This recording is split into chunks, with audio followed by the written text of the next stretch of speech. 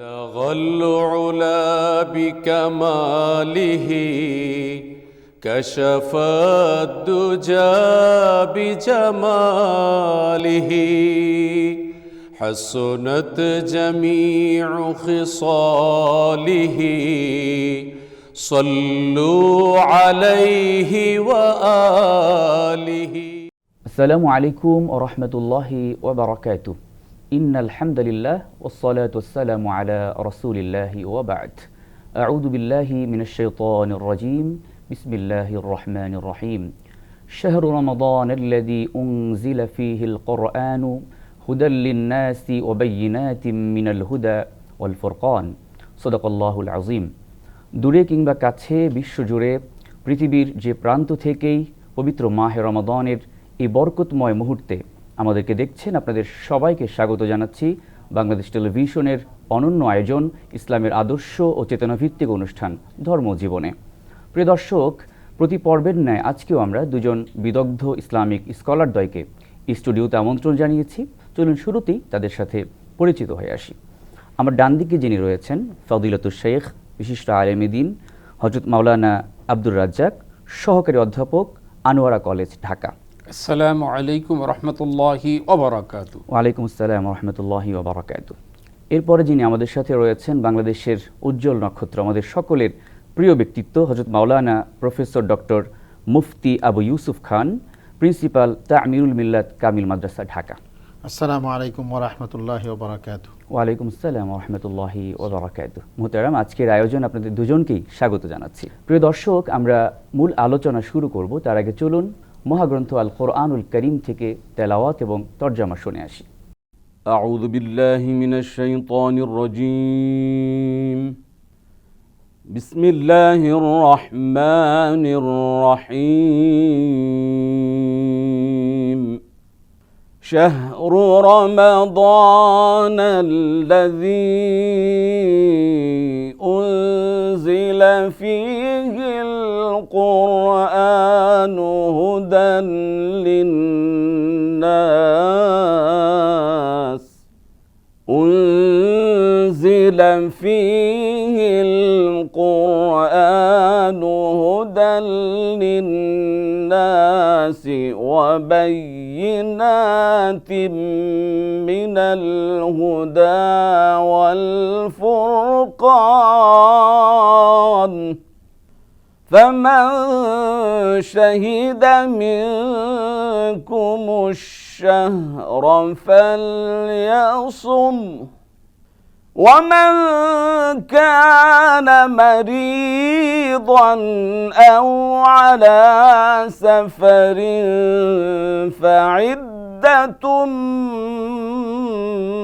من أيام أخر يريد الله بكم اليسر ولا يريد بكم العسر ولتكملوا العدة ولتكبروا الله على ما هداكم ولعلكم تشكرون يريد الله بكم اليسر ولا يريد بكم العسر ولتكملوا العدة ولتكبروا الله على ما هداكم ولعلكم تشكرون صدق الله العظيم. সূরা আল বাকারা আয়াত ১৮৫। রমাদান মাস, ইহাতে মানুষের দিশারি এবং সৎ পথের স্পষ্ট নিদর্শন ও সত্যাসত্যের পার্থক্যকারীরূপে কোরআন অবতীর্ণ হইয়াছে। সুতরাং তোমাদের মধ্যে যাহারা এই মাস পাইবে তাহারা যেন এই মাসে সিয়াম পালন করে এবং কেহ পীড়িত থাকিলে কিংবা সফরে থাকিলে অন্য সময় এই সংখ্যা পূরণ করিবে। আল্লাহ তোমাদের জন্য যাহা সহজ তাহা চাহেন এবং যাহা তোমাদের জন্য কষ্টকর তাহা চাহেন না, এই জন্য যে তোমরা সংখ্যা পূর্ণ করিবে এবং তোমাদেরকে সৎ পথে পরিচালিত করিবার কারণে তোমরা আল্লাহর মহিমা ঘোষণা করিবে এবং যাহাতে তোমরা কৃতজ্ঞতা প্রকাশ করিতে পারো। প্রিয় দর্শক, আমরা মহাগ্রন্থ আল কোরআনুল করিম থেকে অত্যন্ত চমৎকার কণ্ঠে তেলাওয়াত এবং তরজামা শুনলাম। এ পর্যায়ে আমরা মূল আলোচনায় যেতে চাই। আজকে আমরা আলোচনা করতে চাই কোরআন ও রমাদান সম্পর্কে। কেননা আল্লাহ সুবহানাহু ওয়া তাআলা এই মাহে রমাদানে তিনি কোরআন অবতীর্ণ করেছেন বলেই এই মাহে রমাদানের এত মর্যাদা, এত ফজিলত, এত বারাকা রয়েছে। অর্থাৎ কোরআন এবং রমাদানের সাথে গভীর একটা সম্পর্ক রয়েছে। এজন্য আমরা যে বিষয়ে আজকে কথা বলতে চাই, মোহতারাম, আপনার কাছে জানতে চাইব যে কোরআন ও রমাদানের সম্পর্ক কি, কেন এই মাসকে কোরআনের মাস বলা হয়? এই মাস হলো রমজান মাস। এই মাসে এই কোরআন নাজিল করা হয়েছে মানব জাতির হেদায়েতের জন্যে। আর এই কোরআন হলো সত্য মিথ্যার পার্থক্য নির্ণয়কারী। আর এই কোরআন হলো মানব জাতির জন্য পুরোপুরি হেদায়েত। আল্লাহ তাআলা এই আয়াতের করিমা নাজিল করার পর দ্বিতীয় হিজরিতে সিয়াম ফরজ হয়। এরপর আল্লাহ তাআলা বলছেন, কুতিবা আলাইকুমুস সিয়াম, আমি তোমাদের উপর সিয়াম ফরজ করেছি, কামা কুতিবা আলাল্লাযীনা মিন ক্বাবলিকুম লাআল্লাকুম তাত্তাকুন, যেমনিভাবে তোমাদের পূর্ববর্তী নবীদের অনুসারীদের উপর আমি সিয়াম ফরজ করেছিলাম। আশা করা যায় তোমাদের মধ্যে তাকওয়ার গুণাবলী সৃষ্টি হয়ে যাবে, তৈরি হয়ে যাবে। সবে কদরেই কোরআন নাজিল হয়েছে। কোরআন যদি নাজিল না হতো তাহলে রমজান মাসের কোনো অস্তিত্ব থাকতো না। কোরআন এবং রমাদান একটার সাথে আরেকটি উতভাবে জড়িত। আল্লাহ তাআলা এর আল্লাহ রাসূল মাধ্যমে জানা দিয়েছেন যে সূরা কাহাফের মধ্যে বলছেন আল্লাহ তাআলা, উতলু মা উহিয়া ইলাইকা মিন কিতাবে রাব্বিক লা মুবাদদিলা লিকালিমাতিহি ওয়া লান তাজিদা মিন দুনিহি মুলতাহাদা। হে রাসূল, আমি আপনার প্রতি যে কিতাব নাজিল করেছি, এই কিতাব পরিবর্তন করার অধিকার কাউকে দেওয়া হয় নাই এবং এই কিতাব হলো একমাত্র মানব জাতির জন্য আশ্রয়স্থল। আর এই রমজান মাসে হলো ট্রেনিংয়ের মাস, প্রশিক্ষণের মাস।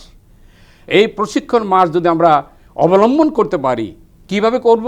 এক, যখনই আমরা সূর্য অস্ত যাবে, রাসূল সাল্লাল্লাহু আলাইহি সাল্লাম বলছেন, আল্লাহুম্মা আহিল্লা আলাইনা বিল আমনি ওয়াল ঈমানে ওয়াল ইসলাম ওয়াস সালামাতে রব্বি ওয়া রাব্বুকাল্লাহ হেলাল রুশদিন ওয়া খাইরিন। রাসূল সাল্লাল্লাহু আলাইহি সাল্লাম বলছেন, যখন রমজানের চাঁদ তোমরা দেখো তখন এই দোয়াটি পড়ো, হে আল্লাহ, এই রমজানের চাঁদ যখন আমাদের জন্য শান্তিময় চাঁদ হয়, নিরাপত্তার চাঁদ হয়, ইসলামের চাঁদ হয়। আজকে এই ইসলামের চাঁদ কেন শুরু হলো? রাসূল সাল্লাল্লাহু আলাইহি সাল্লাম সাহাবাদের মাধ্যমে এই কথাটি গোটা মানব জাতির জন্যে প্রথম একটা শিক্ষা দিয়েছেন। এই শিক্ষাটির পরেই শুরু হলো এখন আমাদের সূচনা। প্রথম দশক হলো কি? রহমত। এই রহমতটা কি?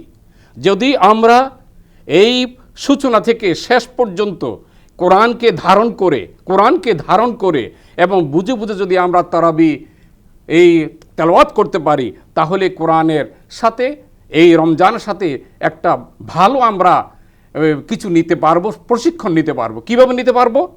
রাসূলুল্লাহ সাল্লাল্লাহু আলাইহি সাল্লাম বলেছেন, যখন রমজান মাস আসতো, ইজা আনফাকা যাওজাইনি ফি সাবিলিল্লাহ, যে রাসূলুল্লাহ সাল্লাম বলছেন, যে ব্যক্তি রমজান মাসে আল্লাহ রাস্তায় ব্যয় করলো, সেই ব্যক্তি রাসূলের একটা আদর্শ অনুসরণ করলো। রাসূলুল্লাহ সাল্লাম রমজান মাস আসলে আজওয়াদান নাস ওয়া কান আজওয়াদু মা ইয়াকুনু ফি রমাদান হিনা ইলকাহু জিবরিল ওয়া কানা ইলকাহু জিবরিল ফি কুল্লি লাইলাতিন মিন রমাদান ফায়ুদারিসুল কুরআন ফারাসূলুল্লাহি সাল্লাল্লাহু আলাইহি ওয়াসাল্লাম আজওয়াদু মিন রিহিল মুরসালা।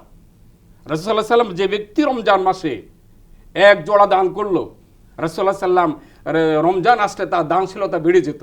এমনভাবে বাড়ত যে জিবরাইল আলাইহিস সালাতু ওয়াস সালাম রাসূলকে কোরআন শোনাতেন, তারপরে রাসূল নিজেই জিবরাইলকে কোরআন শোনাতেন, একজন আরেকজনকে শোনাতেন।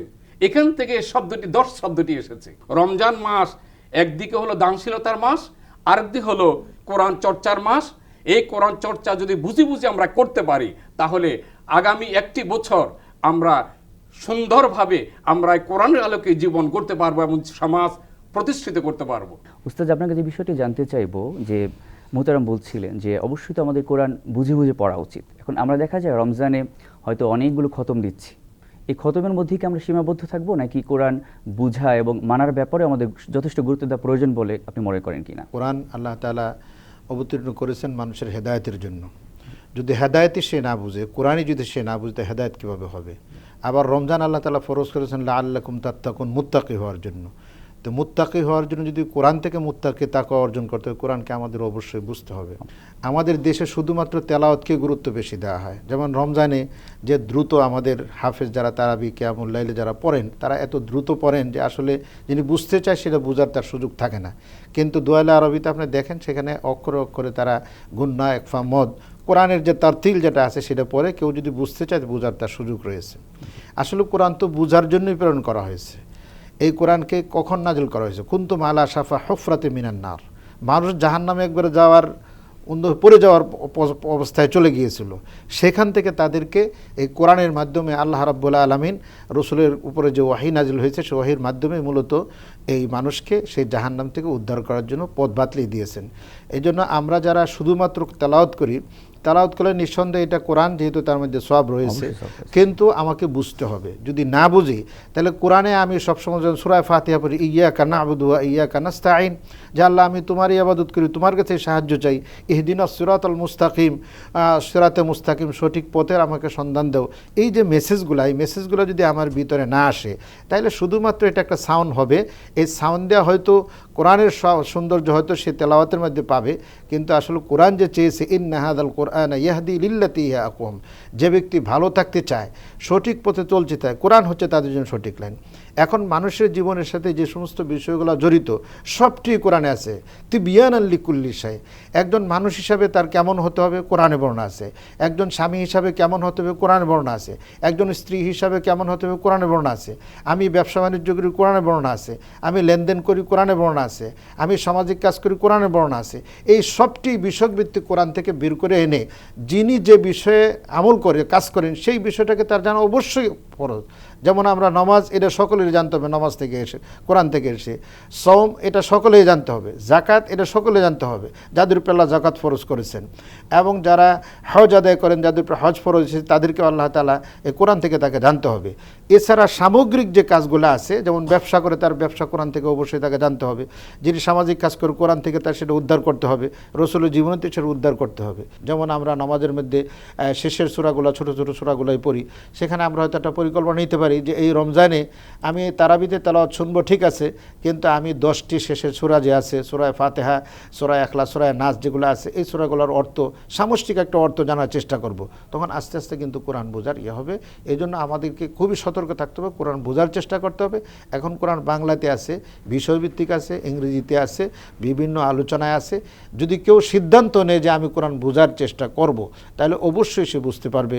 আমি এই রমজানে তাদেরকে আহ্বান জানাচ্ছি যে আপনারা কোরআন পড়ুন, কোরআন বুঝুন, কোরআন অনুযায়ী জীবনকে করার চেষ্টা করুন, কোরআন অনুযায়ী দেশকে সুন্দর সাজানোর চেষ্টা করুন, কোরআন অনুযায়ী আপনার পার্শ্ববর্তী যে সমস্ত বিষয়াদি আছে সেগুলোকে সাজানোর চেষ্টা করুন। আল্লাহ তাআলা অবশ্যই আমাদেরকে দুনিয়াতে সুন্দর জীবন দিবেন, পরকালেও ইনশাল্লাহ আল্লাহর সন্তুষ্টি পেয়ে আমরা জান্নাতি হতে পারবো। আল্লাহ আমাদেরকে তৌফিক দান করুন। আপনার কাছে জানতে চাইবে যে বিষয়টি, দেখা যায় আমরা আল্লাহর কাছে সাহায্য প্রার্থনা করছি, কিন্তু দেখা যায় আমরা যখন নামাজ থেকে বের হয়ে যাচ্ছি তখন দেখি অন্যায় অপরাধ আমরা করছি, মিথ্যা কথা বলছি, বিভিন্ন অসামাজিক কার্যকলাপে আমরা জড়িত হয়ে পড়ছি। তো এক্ষেত্রে আমরা যদি কোরআনটা বুঝে পড়বার চেষ্টা করি, তাহলে কীভাবে আমাদের চারিত্রিক উন্নতি হতে পারে বলে আপনি মনে করেন?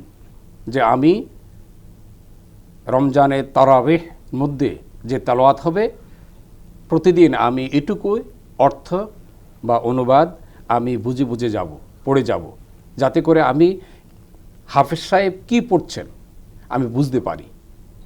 এতে করে তার হৃদয়ে বিগলিত হবে, হৃদয় নরম হবে। সূরা ফাতিহা সে কী পড়ছেন যদি বুঝে বুঝে সে পড়তে পারেন, আল্লাহর দিকে তার অন্তরটা রুজু হবে এবং বিশেষে বিনয়ের সাথে সালাত আদায় করতে পারবেন। এখন রাসূল সাল্লাল্লাহু আলাইহি ওয়াসাল্লাম বলছেন, মান লাম ইয়াদা কাউলা যুর ওয়াল আমালা বিহি ফালাইসা লিল্লাহি হাজাতুন আন ইয়াতআমাহু ওয়া শারাবা। আজকের পৃথিবীতে দেখা যাচ্ছে যে আমরা রোজা রাখি কিন্তু আমরা মিথ্যা পরিহার করছি না, আমরা সিয়াম পালন করি কিন্তু আমরা মিথ্যা কার্যক্রম পরিহার করছি না, আমার দেখা যাচ্ছে আমি অফিসে 11টি মাস যে অন্যায় করেছি, রমজান মাসে সেম অন্যায় করছি। অথচ রমজান ছিল একটি ট্রেনিংয়ের মাস, একটি প্রশিক্ষণের মাস।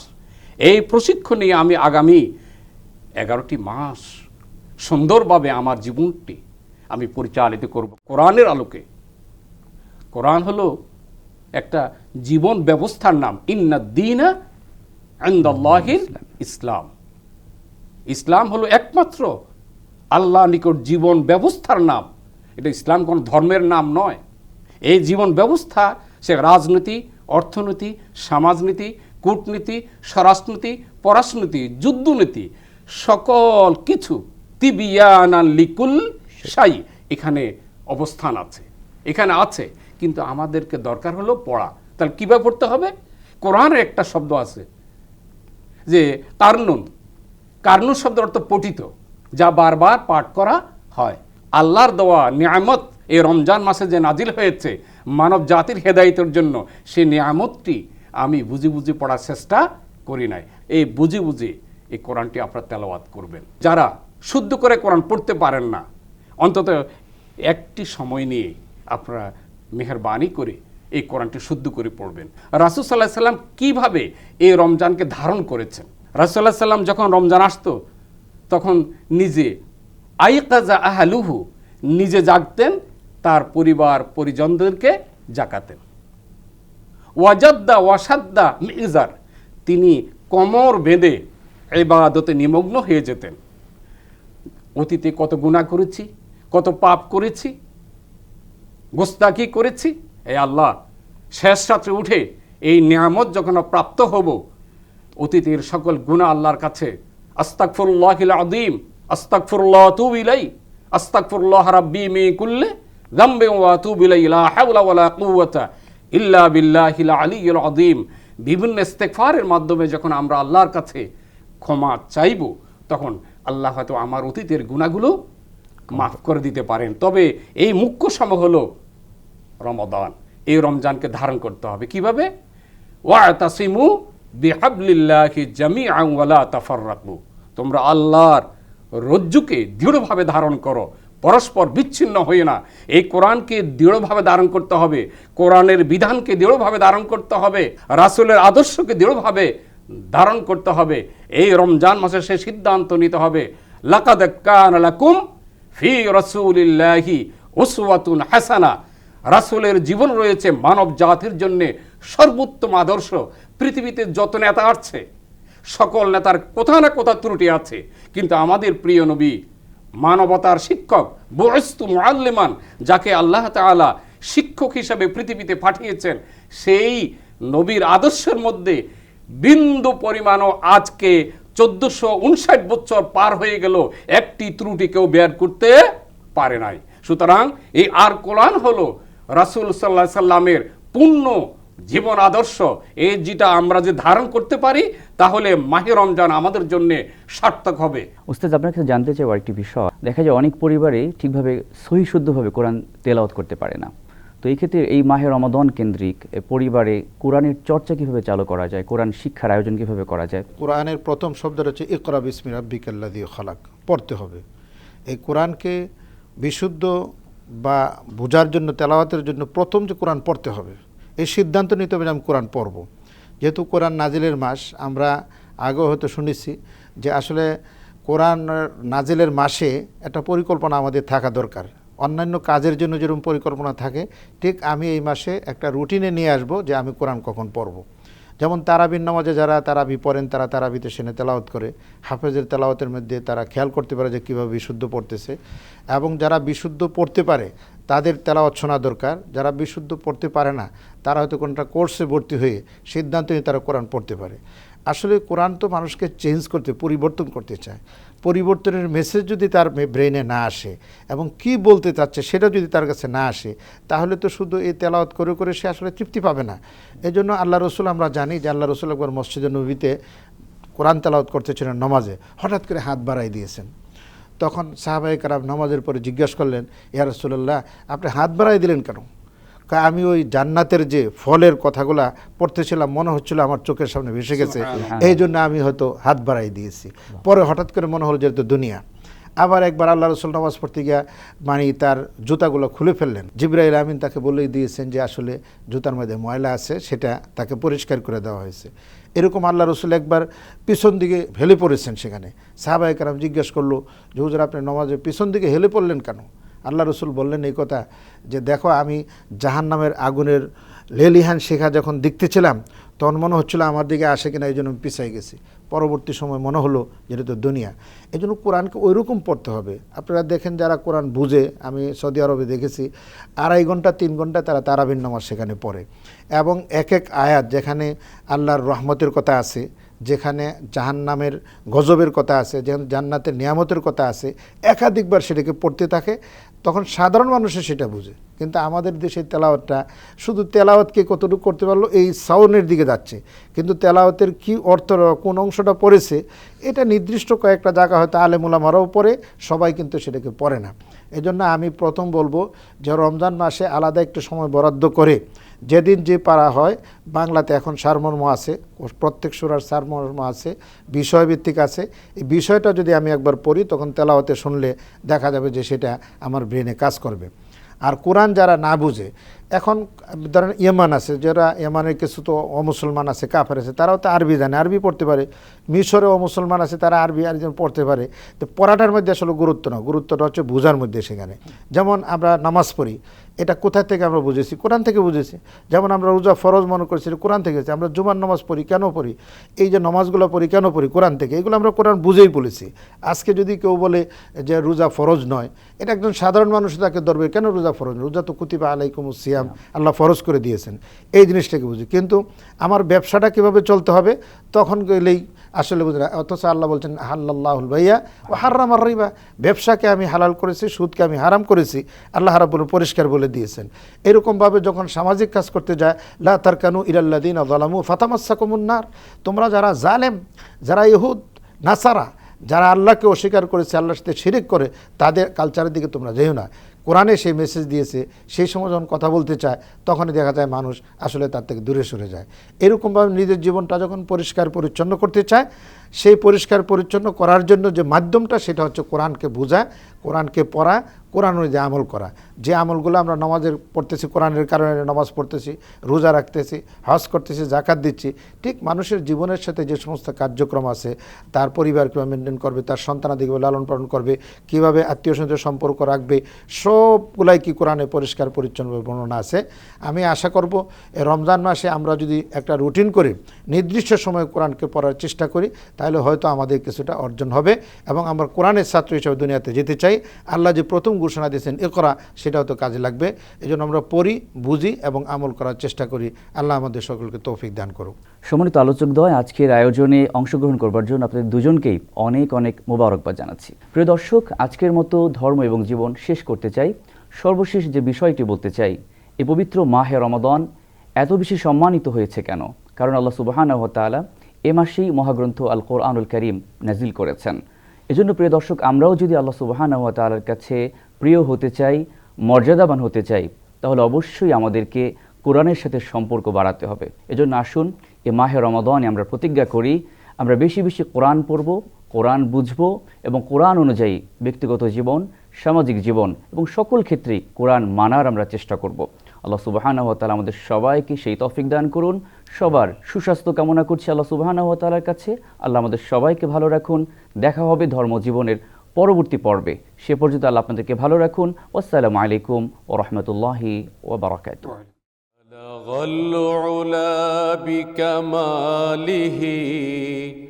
كشف الدجى بجماله حسنت جميع خصاله صلوا عليه وآله